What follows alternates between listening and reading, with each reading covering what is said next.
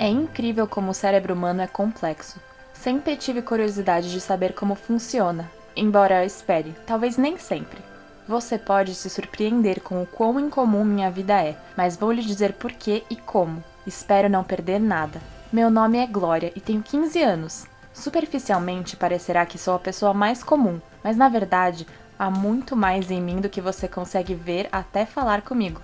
Tenho olhos grandes e gentis, tenho um rosto bonito, como minha mãe sempre me dizia, mas muitos caras que me conhecem ficam ofendidos porque acham que eu sou arrogante. Costumo ouvir de outras pessoas que conheci uma pessoa e a vi caminhando em minha direção com um sorriso, mas apenas fico olhando para ela e nunca digo oi.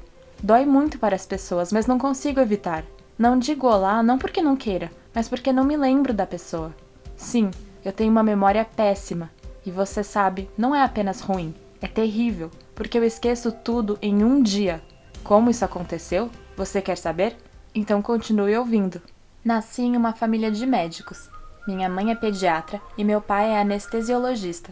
Eles têm um casamento maravilhoso, eles se amam muito.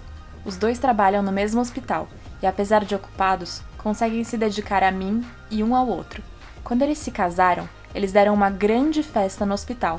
Meu pai andava segurando minha mãe pelas mãos. Para dizer a verdade, minha mãe estava grávida de mim naquela época. A positividade estava transbordando. E então, uma criança foi trazida para o hospital. Ela estava em péssimas condições. Aquele garoto foi internado no hospital por causa de um terrível acidente. Ele caiu da janela de um prédio alto. Minha mãe o viu primeiro e o acolheu. Não tinha cirurgião no hospital, na época, então ela deu os primeiros socorros. Enquanto o cirurgião vinha de casa, meus pais fizeram de tudo para salvar o menino. Lutaram muito pela vida dele, mas infelizmente, ele morreu 40 minutos depois, bem no momento em que o médico chegou. Este foi um verdadeiro golpe para os meus pais. Eles estavam tão chateados que não sabiam o que fazer com eles mesmos. Esta foi a primeira criança que morreu literalmente em seus braços. Depois desse incidente, minha mãe ficou deprimida por um tempo. Isso me afetou. Sua filha, ainda não nascida. Eles não descobriram isso imediatamente, mas somente quando eu tinha 3 anos de idade, meus pais perceberam meu comportamento estranho. Nessa idade, começaram a me ensinar cores diferentes, qual era o meu nome, quantos anos eu tinha, e perceberam que eu me lembrava de tudo por apenas um dia, e no dia seguinte, parecia que estava ouvindo isso tudo pela primeira vez. No início, eles pensaram que eu estava apenas com falta de atenção, distraída, porque, de acordo com os outros indicadores, tudo estava normal. Então, eles decidiram não se apressar, mas me dar tempo para ser a criança que eu aparentemente queria ser. 1 ano depois, eles decidiram me mandar para o jardim de infância, e as coisas pioraram.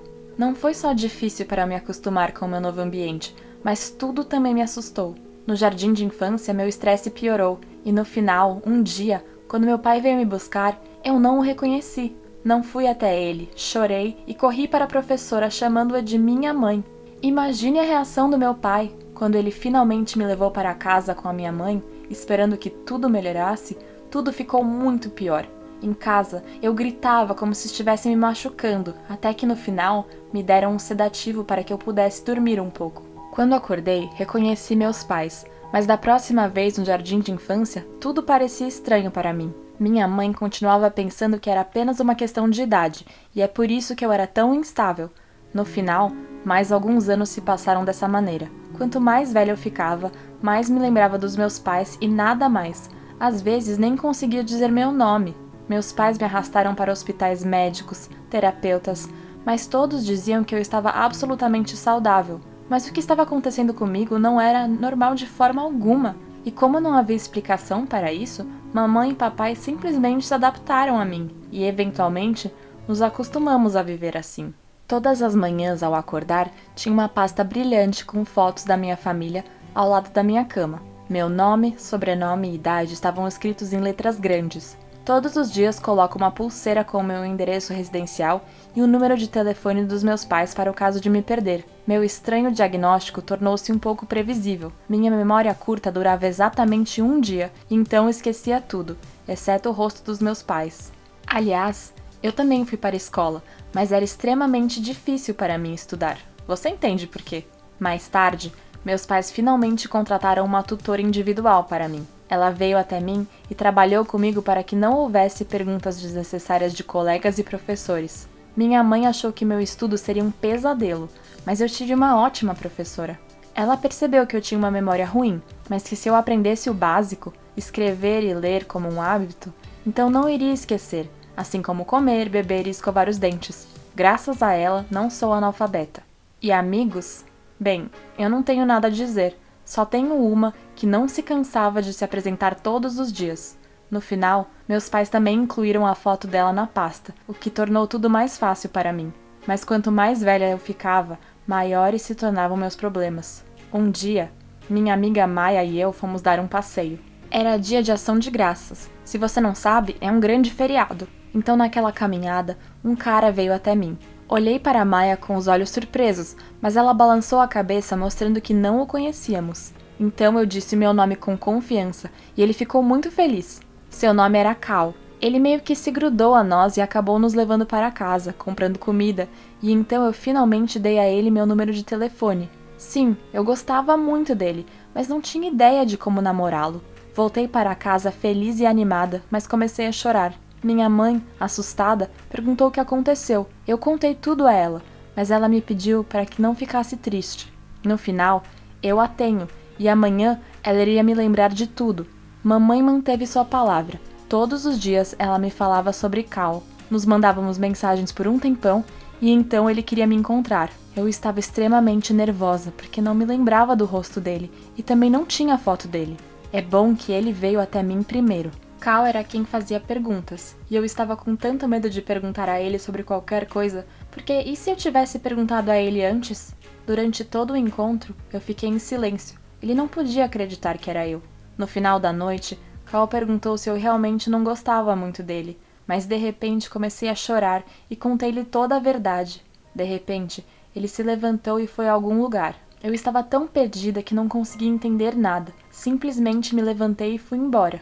Eu mesma paguei a conta, chamei um táxi, dei o meu endereço e fui para casa. Eu chorei todo o caminho de volta. Era isso.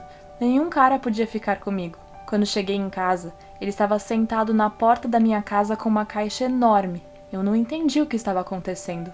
Cal se aproximou de mim, pegou minha mão e se sentou em nosso gramado, mostrando-me um álbum de fotos com uma lanterna. Eu perguntei o que foi tudo isso, e ele disse: escolha qualquer foto para sua pasta. De repente, me senti tão aliviada. Eu perguntei por que ele fugiu tão abruptamente, e ele me disse: qual é o sentido de explicar? Você vai esquecer tudo de qualquer maneira. Então vim apenas para deixar uma foto. Ele até trouxe uma Polaroid com ele, tirou uma foto nossa. Ele guardou uma foto para si, deu a outra para mim e escreveu seu nome. Foi incrivelmente doce. Já se passou um mês desde então.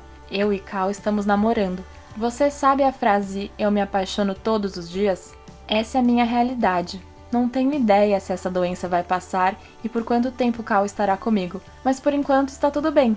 Ele brinca com seus amigos curiosos que é bom namorar comigo, porque não importa o quanto ele bagunce as coisas ou eu fique chateada com ele sabe que com certeza no dia seguinte começaremos tudo de novo. E muitos outros casais acham isso muito difícil. A propósito, não pense que estou bem agora. Acabei de contar essa história com a ajuda de Maia e Cal, então não tenho certeza se tudo o que eu disse era a verdade real. Simplesmente não lembro. O que vocês acham? Vou me curar? E o que você faria se fosse eu? Se você gostou da história, deixe o like e mande alguns comentários. Não se esqueça de se inscrever e ativar as notificações.